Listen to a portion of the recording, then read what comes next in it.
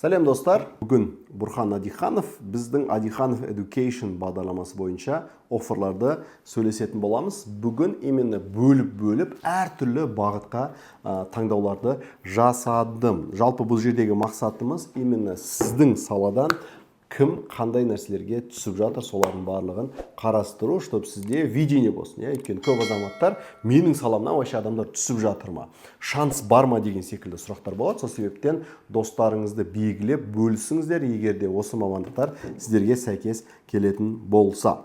Так, Arizona State University'де бізде Information System Management, яғни сіз егер де компьютер саласының маманы болатын болсаңыз, бұл бағдарламаны таңдасаңыздар болады. Информационный IT деп айтамыз ғой біз Қазақстанда. Соның бір жалғасы ретінде. Sheffield университетінен Advanced Computer Science, Computer Science бағдарламасы, яғни бірақ просто компьютер сайенс емес, уже advanced, жоғары деңгейде. Ол жақтағы именно бағдарламаларын қарастыру керек. Вообще, компьютер сайенста, мысалы, біз AI бойынша да жібердік, даже Carnegie Mellon секілді топовый университеттерге де жібердік. Мақсаты ол жердегі именно не оқитыныңызды дұрыстап қарау. Потому что общий бағдарламаның атына қарап бара берудің қажеті жоқ, именно не оқитыныңызды көру керек. Окей, на жақта Risk Analytics'ті де қосыппыз. Мақсатымыз, потому что ол жақта тоже өте көп программирование бар. Негізі финансыға да осы нәрсені қосуға болады. Тағы да бір бағдарлама Advanced Computer Science бағдарламасы. И одан кейін барып, тағы да бір бағдарлама Data Science and Advanced Computing. Компьютер сайенс бойынша. И Northeasternнан басқа да университеттерде негізі өткен жыл офферлар өте көп болды. Осы жылдың офферларын әлі де күтудеміз. Компьютер сайенс, инженерия бағытында оқимын деген азаматтар болса, хабарласыңыздар, сіздерге де көмектесуге дайынбыз. Келесі, University of Southern Florida бойынша, мына жақтағы бағдарламаның аты, кей кезде бағдарламаның аты сразу көзге түсе қоймайды. Mathematics, математика бойынша түскен екен, но стопқа тек қана математиктерге арналған. Егер де сіз математика пәні мұғалім болсаңыз, немесе университетте математика в науке оқыған болсаңыз, математикамен байланысты болатын болсаңыз, физикада оқыған болуыңыз мүмкін, осы бағдарламалар сізге қызық болады. Curriculum and Instruction, Secondary Education, именно Mathematics, математика бойынша мұғалімдікке түскен. Тағы да дәл сондай бағдарлама.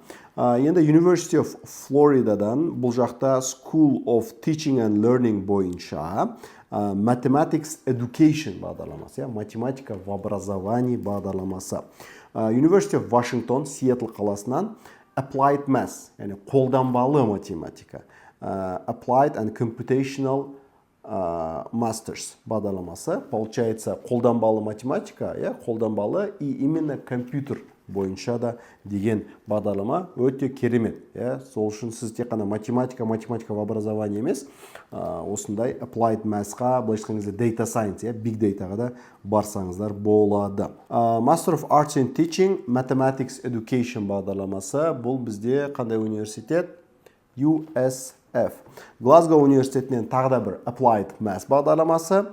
Және де University of Exeter'дан тек қана Masters in Mathematics, тек қана общий математика бағдарламасы. Көргендеріңіздей Applied Math'қа да, Math'қа да и Math in Educationға да неге болады? Тапсыруға да болады, түсуге де болады. Келесі бізде наука. Наукамен айналысамын, биология, химия салалары бойынша наука маған қызықты дейтін болсаңыздар, сіздерге арналған бағдарламалар. Бағдарламалар өте көп, жақын уақыттағы офферлар деп айтсақ болады. Cell and Molecular Biology, USF. Одан кейін барып, мына жақта Chemical and Biological Engineering, University of Pennsylvania, UPenn-нен именно Chemical and Biomolecular Engineering бағдарламасы. Georgetown, топовый университет. Georgetown'нан бізде Masters in Biotechnology. Биотехнология қазіргі таңда болашақтың тізімінде именно инженерный-технический бағытта орналасқан, соған байланысты любой бағдарламаға түсуге болады. Reproductive and Developmental Biology, Imperial College London'нан offer. Так, Queen Mary University of London, Cancer Studies. Именно ракты зерттеуге байланысты, және де соңғы бағдарлама Imperial College Лондоннан тағы да бір бағдарлама, бұл именно биология бағытынан екен. Биология бағытынан Супер. Наукаға барам деген азаматтар Англия, Америка таңдамай осылай түсінуіңізге болады.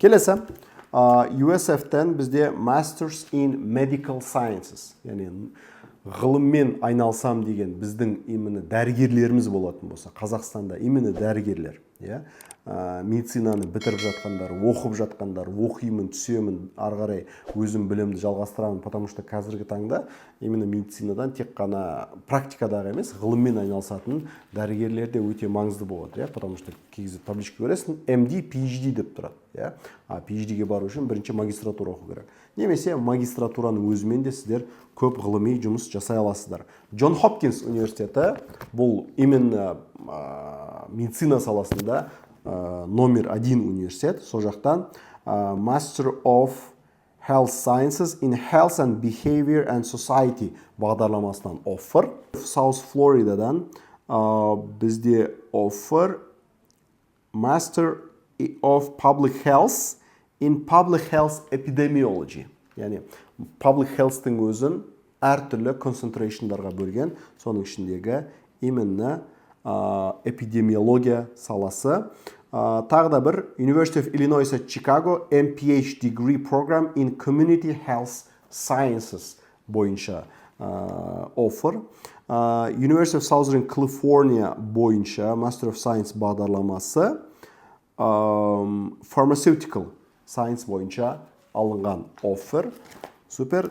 Тағы да бір offer басқа бір кісіге, тоже University of Southern Californiaдан, бірақ бұл жерде уже бағдарламаның аты Lifespan Nutrition and Dietetics. Master of Science именно нутрициология бойынша, диетология бойынша offer, және соңғы University of Sheffield'тан Master of Science and Human Nutrition бағдарламасы. Сол себепті сіздерге де nutrition қызық болатын болса, осындай және басқа да университеттерге тапсырып offer алу мүмкіншілігіңіз бар. Out of box, көбінесе спорт саласының мамандары да бізге келеді. Спорт саласының мамандарына да біз көмектесеміз. Соның ішінде Northeasternнен Master of Sports Leadership и University of Floridaдан Master of Science in Sport Management. Sport Leadership, Sport Management секілді бағдарламалар соңғы уақытта өзіңіздер білесіздер. Бізді спорт саласынан қуантып жатқан өте мықты азаматтар бар.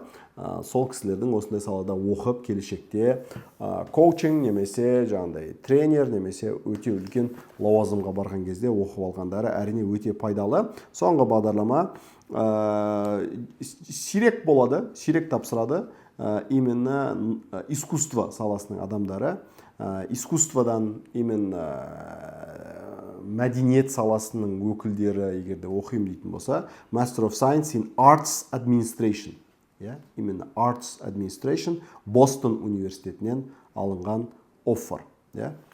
Жақында ғана 29 январда келген offer екен. Сол себепті азаматтар, құрметті біздің отандастар, оқимын десеңіздер жол ашық. Болашақ бағдарламасы сіздерге үлкен мүмкіншілік ұсынып тұр. Одан бөлек университеттердің өзінің ішкі гранттары бар. Көптеген азаматтар ішкі гранттарды да жеңіп алып жатыр.